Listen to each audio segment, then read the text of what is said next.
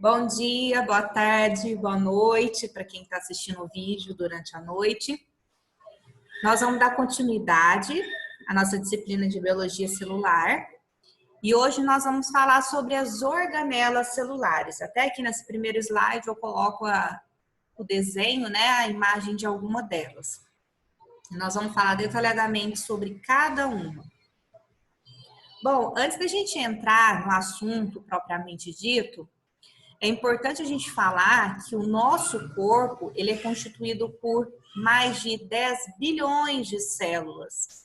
E esse estudo do componente celular, da célula em si, ele foi sofrendo uma evolução, uma revolução a partir da década de 50.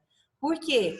A partir da década de 50 começou-se a fazer o uso do microscópio eletrônico. Vocês já devem ter visto aí nas outras disciplinas, né? O uso de microscópio, que é um equipamento que nos ajuda no estudo de diversas estruturas constituintes do organismo, como, por exemplo, a célula. Ele aumenta em diversas vezes o tamanho dessa estrutura para que a gente possa fazer esses estudos. Tem o microscópio óptico, comum, de luz, e o microscópio eletrônico de varredura, que é um equipamento muito mais sofisticado, com muito mais tecnologia. Então, a gente consegue fazer esse estudo mais detalhado de estruturas internas da célula, por exemplo, que com o microscópio óptico comum a gente não conseguiria. Eu acredito que vocês já devem ter tido alguma prática com microscópio óptico, tá? Normal, de luz. Então, a gente consegue só ver, eu vou mostrar para vocês aqui uma próxima foto de um microscópio óptico, só a membrana celular e o núcleo.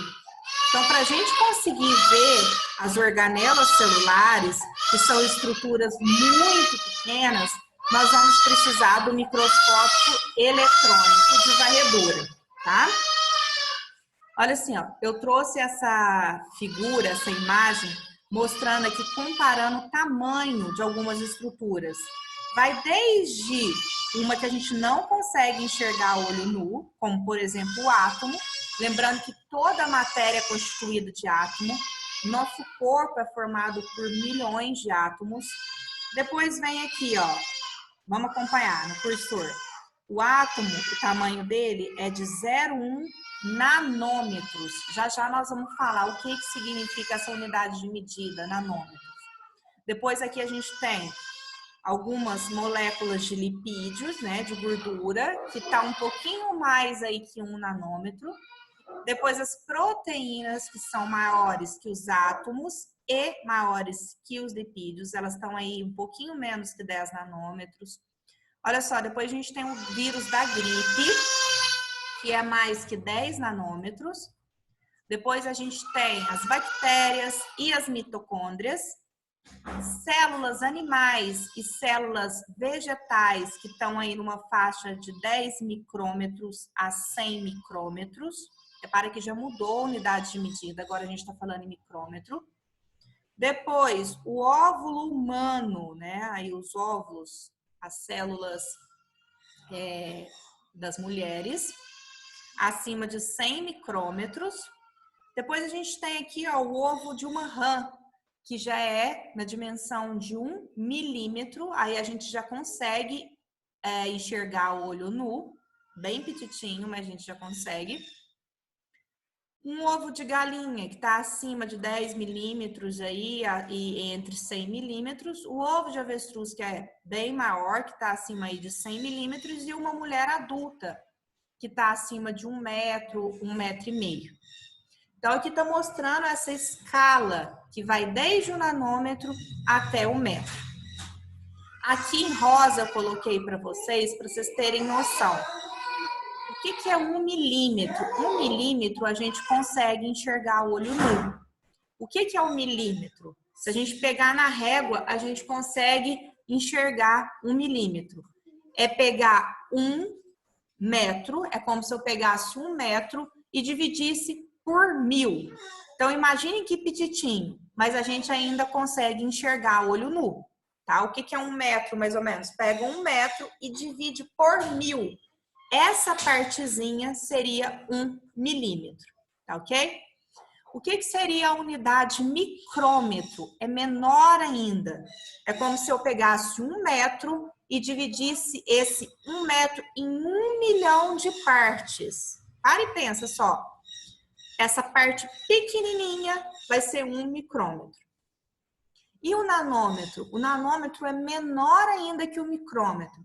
É como se eu pegasse 1 metro, para e pensa uma fita métrica. Eu pego 1 metro e divido isso por 1 bilhão de partes. 1 bilhão de partes. Então, eu pego 1 metro e divido por 1 bilhão de partes. Essa estrutura pequenininha, se eu pegar uma unidade dessa divisão, vai ser 1 nanômetro.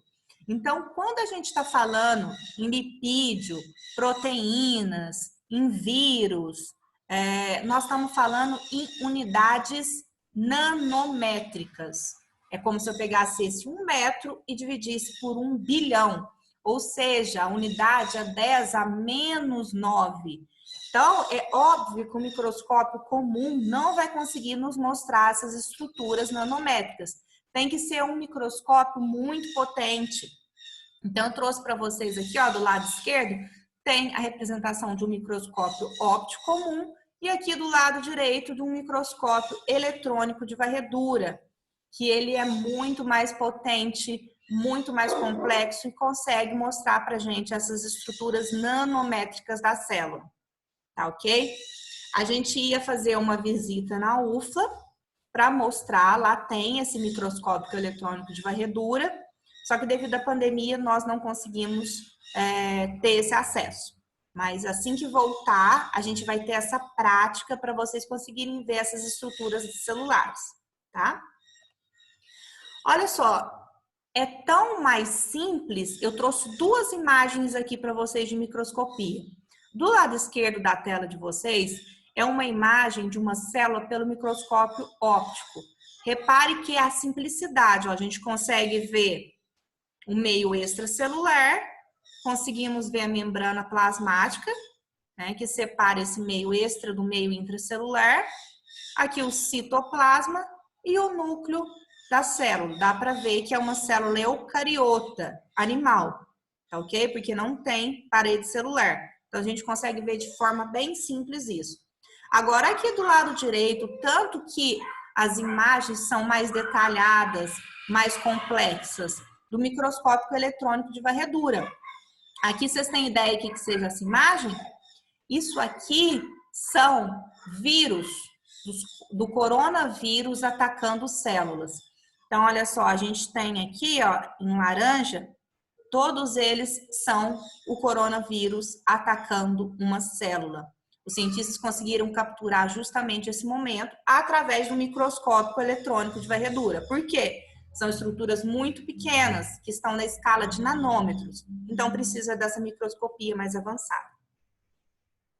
Vamos relembrar aqui componentes do citoplasma. Lembrando que a célula ela tem uma membrana plasmática que vai separar meio interno, intracelular, do meio externo. O que tem nesse citoplasma? Esse citoplasma, a gente pode chamá-lo, né, essa substância que forma o citoplasma, de hialoplasma ou citossol. Pensa em gel de cabelo. Vocês já viram aquela consistência bem gelatinosa mesmo? É basicamente dessa forma que a gente pode fazer analogia com esse hialoplasma, com esse citossol. Ele tem uma consistência de gel. E nesse gel vão estar incrustadas, mergulhadas as organelas celulares, que nós vamos fazer o estudo delas. E o que forma esse gelzinho, né? Esse hialoplasma, esse citossol? Ele é basicamente formado por água e proteína. Tem substâncias em menores quantidades, como por exemplo açúcares, aminoácidos e sais minerais, mas basicamente é formado por água e proteína. Esse hialoplasma, né, ele pode estar em 2 consistências. Se a gente fala assim que o hialoplasma ele está em estado de sol, a gente diz que ele está mais fluido, mais líquido, tá ok? Pensa numa coisa fluida, com muita fluidez, ele está mais líquido. Se esse hialoplasma tiver uma consistência de gel, ou seja, mais viscoso, a gente diz que ele está em estado de gel. Então, o hialoplasma vai estar no estado de sol, mais fluido, ou no estado gelatinoso, mais viscoso. A gente tem duas divisões desse hialoplasma dentro da célula. Ele pode ser ectoplasma, que vai ser uma região mais externa da célula. Normalmente o ectoplasma vai estar sempre no estado gelatinoso. E a gente tem o endoplasma. Endo nos remete a algo mais interno. Então ele fica numa parte, uma região mais interna da célula. E ele quase sempre vai estar numa consistência de sol, ou seja, mais fluida. Aqui eu trouxe para vocês uma figura, um desenho de uma célula. Repare aqui, ó, que eu tenho uma célula animal, eucariota. Então, eu tenho aqui a minha membrana plasmática, o meu núcleo aqui, ó, em cinza. Em verde, a minha carioteca, lembra? Carioteca, toda célula eucariota, o material genético, o núcleo é envolto por uma carioteca. Aqui as diversas organelas celulares que nós vamos estudar a partir de agora. Aqui em azul, ó, tá vendo aqui, ó, na célula direita? A gente tem o citossol, que é essa parte gelatinosa, que essas organelas celulares vão estar incrustadas, vão estar mergulhadas, tá? O que são organelas celulares? Eu já venho falando isso lá desde a nossa primeira aula. Exemplo, complexo de Golgi, retículo endoplasmático, lisossomo. Ok, isso são exemplos de organelas.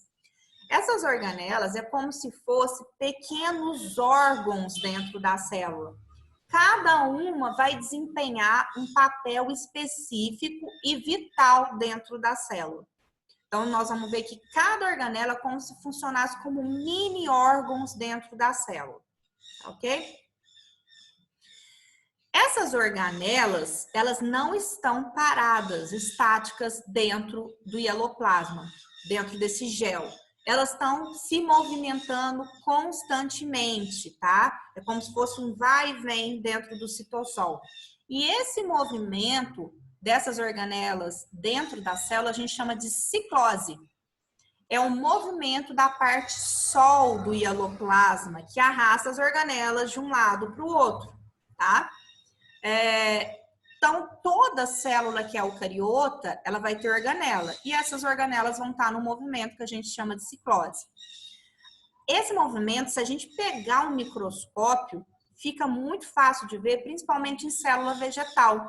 Aqui em verdinho, ó, tá mostrando os cloroplastos, que nós vamos ver que são organelas responsáveis pela fotossíntese, se movimentando de um lado para o outro. É bem interessante. Depois eu vou deixar um link para vocês no YouTube para vocês verem esse movimento no microscópio. E aqui à direita, ó, essa é uma imagem de microscopia eletrônica, que mostra, olha só, a célula vegetal. Aqui a gente vê, ó, o formato dela pela parede celular. E aqui essas bolinhas verdes, esses grânulos, são os cloroplastos, que ficam se movimentando dentro da célula. Esse movimento a gente dá o nome de ciclose. Bom, as células, elas também têm o que a gente chama de citoesqueleto. É como se nós fosse o esqueleto. Nosso esqueleto não dá sustentação para o nosso corpo. As células também possuem um citoesqueleto. Tá? Aqui, ó, a microscopia está mostrando como que funciona, como que é esse citoesqueleto. E ele tem 3 funções, basicamente. Eles são formados por fibras, por filamentos bem fininhos. Esses tipos de fibras, olha aqui, está mostrando aqui numa célula, pode ser por microtúbulos, filamentos de actina ou filamentos intermediários.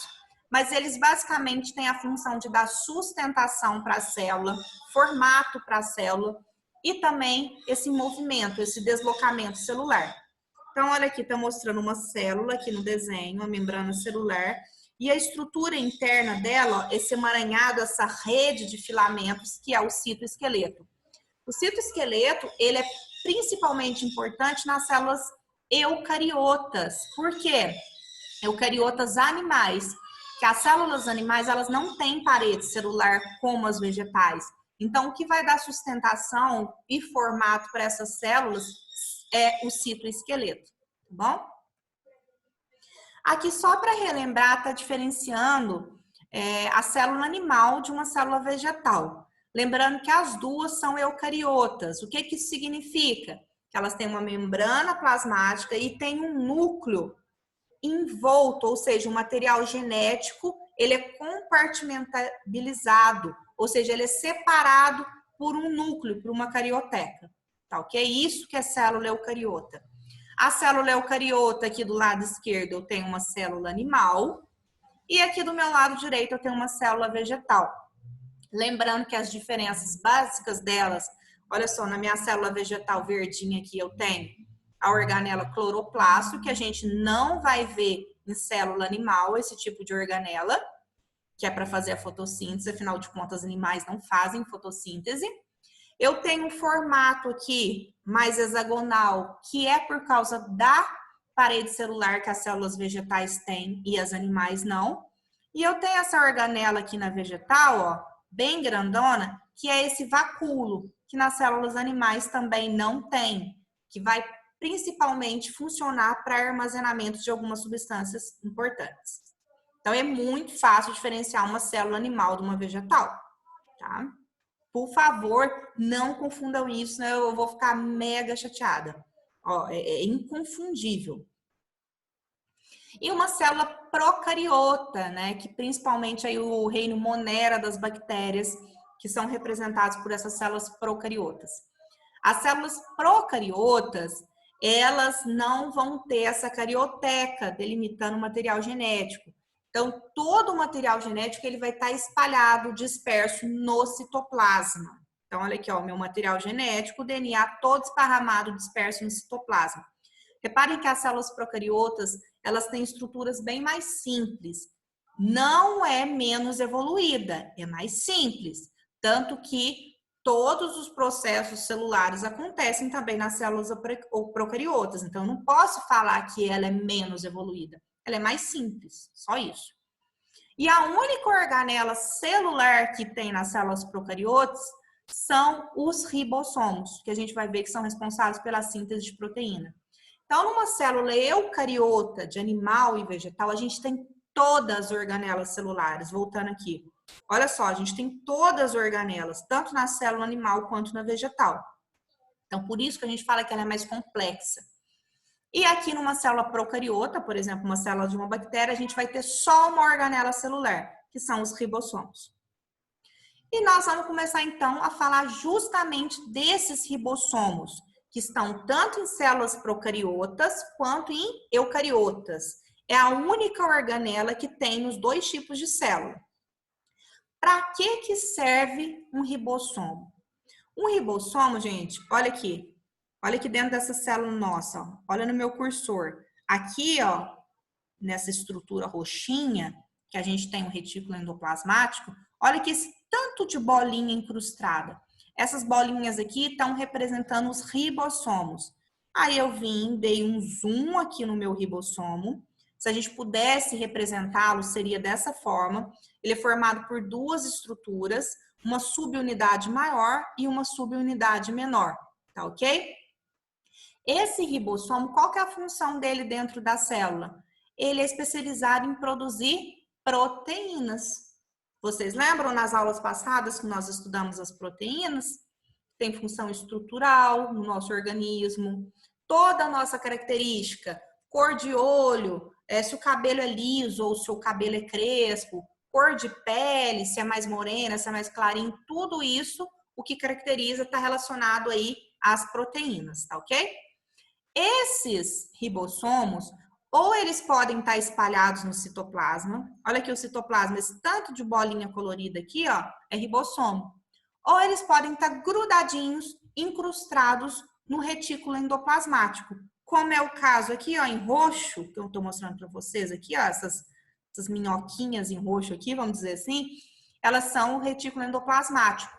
Rugoso, por quê? Tem esses ribossomos incrustados nele. Ok? Lembrando que é a única organela que está tanto em célula procariota quanto em célula eucariota. Esses ribossomos, eu dei um zoom neles aqui, ó, eles têm a função de produzir proteína, sintetizar proteína. Então, aqui, ó, eu tenho uma subunidade maior do meu ribossomo e a parte menorzinha. Aqui em azul, ó, passando no meio do meu ribossomo, eu tenho um RNA mensageiro. Esse RNA mensageiro, ele é produzido no núcleo da célula e é comandado pelo DNA. Então, ele é a molécula também que está associada a essa leitura, a essa produção de proteína. Que nós vamos estudar nas próximas aulas, DNA, RNA, fiquem tranquilas. Então, depois que esse RNA, essa fita de RNA passa pelo ribossomo, o que acontece? Ó, aqui em amarelo, ó, vai produzindo, então, a minha cadeia de proteína, a minha cadeia polipeptídica.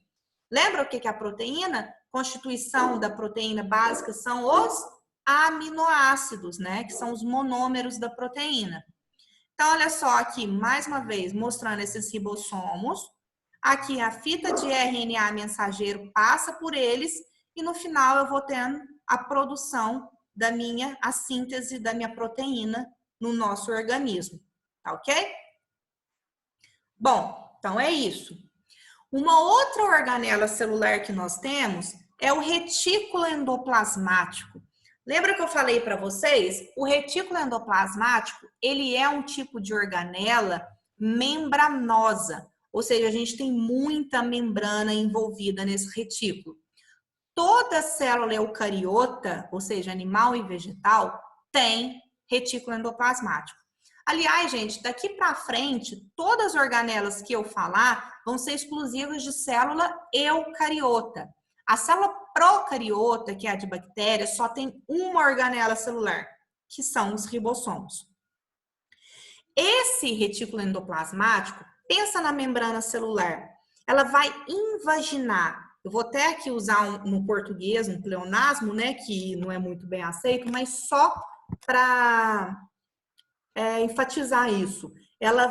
Essa membrana, entrar para dentro. Isso que é invaginar, tá ok? Para formar o meu retículo endoplasmático. Então, ele é como se fosse uma rede de túbulos e vesículas achatadas que vão estar sempre comunicando entre si. Então, olha aqui na minha figura, vamos entender como que é esse retículo endoplasmático. Eu tenho aqui no meio, cadê o meu cursor? O meu núcleo em azul, envolto pela carioteca, porque é uma célula eucariota. Essa membrana começa a se invaginar, que é esse fato dela entrar para dentro, formando o retículo endoplasmático. Olha aqui, essa rede de túbulos é o retículo endoplasmático. Repare que eu tenho dois tipos de retículo. Retículo endoplasmático rugoso, que é esse representado em azul, e o retículo endoplasmático liso, que é esse representado aqui, essa cor laranja aqui, rosinha. Sei lá que cor que é isso. O retículo endoplasmático rugoso, repare que ele tem um tanto de bolinha incrustada nele. Que bolinhas são essas? São os ribossomos. Por isso que ele é rugoso. Lembrando, então, ribossomo sintetiza proteína. Então, o retículo endoplasmático rugoso, ele vai estar associado à produção, à síntese de proteína. E o retículo endoplasmático liso, como vocês podem ver aqui, ó, ele é lisinho, ele não tem essas bolinhas incrustadas, então ele não tem ribossomo incrustado nele. Para que serve o retículo endoplasmático? Tanto liso quanto rugoso. Ele tem basicamente essas três funções de transporte, tá? Como eles são esses túbulos, essas vesículas achatadas, várias substâncias são transportadas através do retículo endoplasmático. Armazenamento, vocês viram que parece umas bolsinhas? Então, ele vai armazenar no interior dele algumas substâncias importantes para a célula. Por exemplo, o vacúolo, lembra lá na imagem anterior, numa célula vegetal, aquela superorganela? Nada mais é do que um retículo endoplasmático, né? Uma modificação do retículo. Esse retículo, ele vai facilitar reações químicas dentro da célula. Por quê? Ele vai estar associado a enzimas que vão catalisar, que vão acelerar essas reações químicas.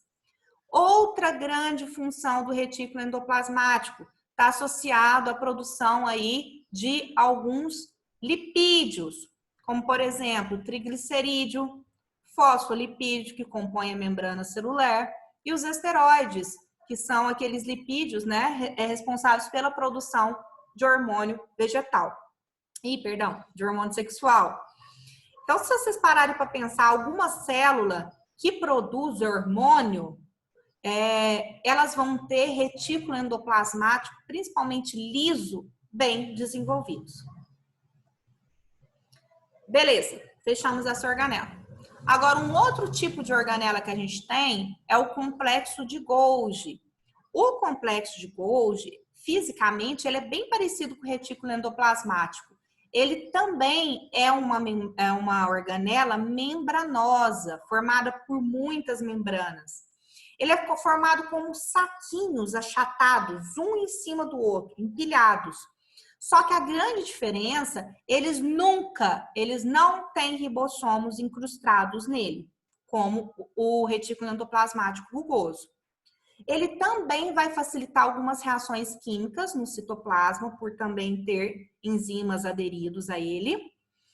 E uma coisa muito importante, nós vamos mostrar aqui a foto dele, são várias bolsinhas achatadas, e dessas bolsinhas achatadas saem vesículas do complexo de Golgi.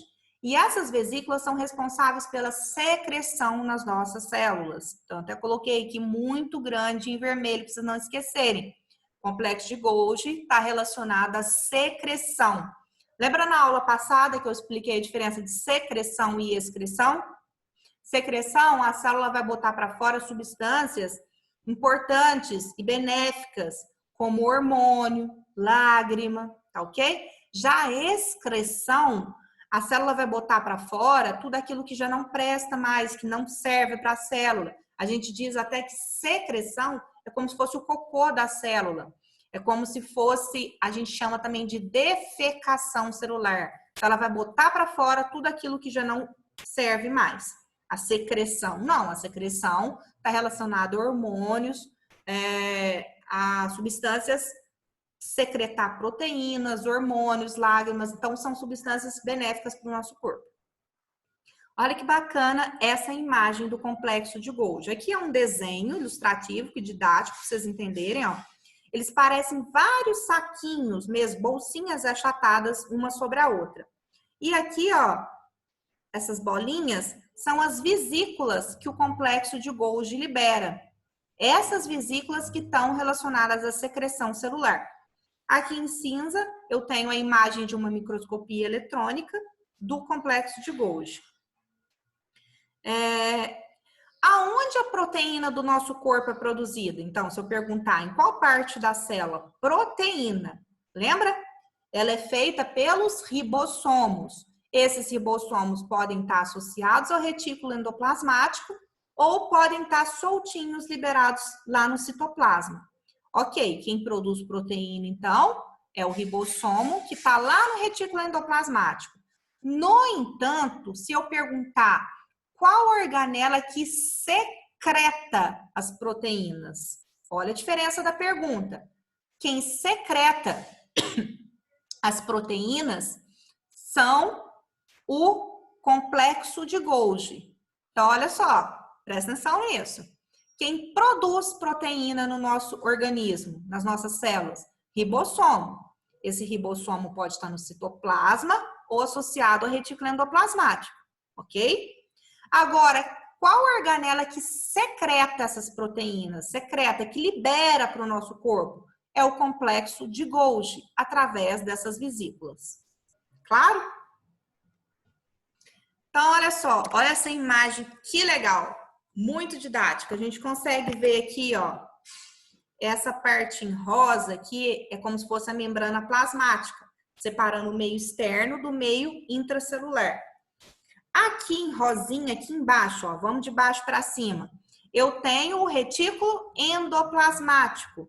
O retículo endoplasmático, portanto, vai ter essas bolinhas que são os ribossomos que vão produzir as proteínas.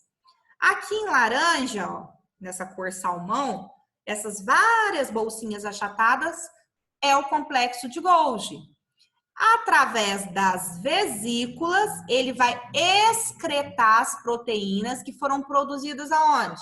Lá no retículo endoplasmático rugoso. Tá ok?